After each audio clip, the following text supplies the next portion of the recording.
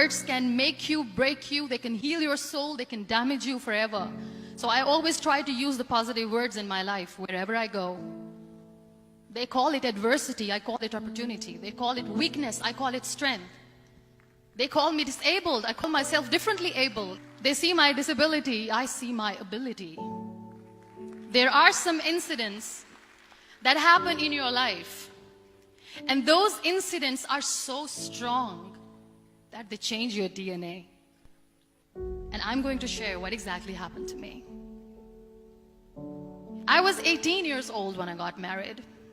And this thing I'm sharing for the very first time on an international level. I was 18 years old when I got married. I belonged to a very conservative family, a Baloch family, where good daughters never say no to their parents.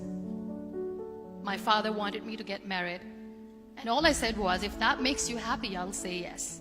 And of course, it was never a happy marriage. Just about after 2 years of getting married, about 9 years ago, I met a car accident. Somehow my husband fell asleep and the car fell in the ditch. He managed to jump out, saved himself. I'm happy for him. But I stayed inside the car and I sustained a lot of injuries. The list is a bit long. Radius ulna of my right arm were fractured. The wrist was fractured. Shoulder bone and collarbone were fractured. My whole rib cage got fractured. But that injury that changed me and my life completely as a person and my perception towards living my life was the spine injury. Many people came to rescue. They gave me CPR. They dragged me out of the car. And while they were dragging me out, I got the complete transection of my spinal cord. Those 2.5 months in the hospital were dreadful. I will not make up stories just to inspire you. I was at the verge of despair. One day, doctor came to me and he said, well, I heard that you wanted to be an artist, but you ended up being a housewife. I have a bad news for you. You won't be able to paint again because your wrist and your arm are so deformed, you won't be able to hold a pen again. And I stayed quiet. Next day, doctor came to me and said, your spine injury is so bad, you won't be able to walk again. I took a deep breath and I said, it's all right. The next day, doctor came to me and said, because of your spine injury and the fixation that you have in your back, you won't be able to give birth to a child again. That day, I was devastated. I still remember, I asked my mother, why me? And that is where I started to question my existence. Why am I even alive?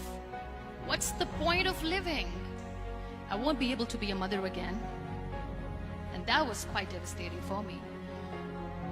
But then I realized there are so many children in the world, all they want is acceptance. So there is no point of crying, just go and adopt one. And that's what I did. I gave my name in different organizations, different orphanages. I didn't mention that I'm on a wheelchair, dying to have a child. So I just told them that this is Muniba Mazari and she wants to adopt a boy or girl whatsoever, but I want to adopt a kid. And I waited patiently. 2 years later, I got this call from a very small city in Pakistan. I got a call and they said, are you Muniba Mazari? There is a baby boy and would you like to adopt? And when I say yes, I could literally feel the labor pain. I said, yes, I am going to adopt him. I am coming to take him home. And when I reached there, the man was sitting and he was looking at me from head to toe. And in the back of my head, I kept thinking that, oh, he's going to say she's on the wheelchair. She doesn't deserve it. How is she going to take care of him? And I looked at him and I said, do not judge me because I'm on the wheelchair. But you know what he said? He said, I know you will be the best mother of this child. You both are lucky to have each other. And that day, I was 2 days old, and today he's 6. You know, when you end up being on the wheelchair, what's the most painful thing?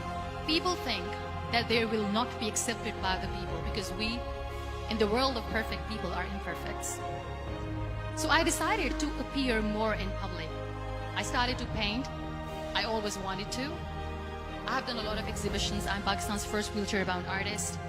I have done a lot of modeling campaigns. I became the National Goodwill Ambassador for UN Women Pakistan, and now I speak for the rights of women, children. We talk about inclusion, diversity, gender equality, which is a must. I was featured in BBC 100 Women for 2015. I'm one of the Forbes 30 under 30 for 2016.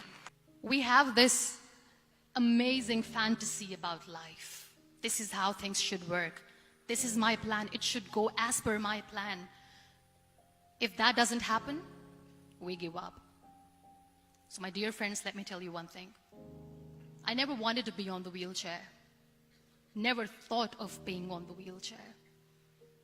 I was always aspiring to do bigger things, but had no idea that for that I have to pay the price to be where I am today. It's a very heavy price. It is okay to be scared. It is okay to cry.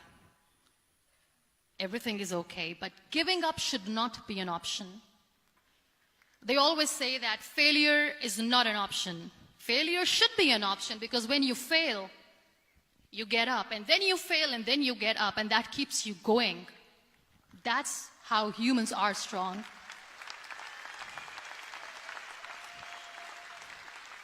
Failure is an option, should be an option, but giving up is not. Never.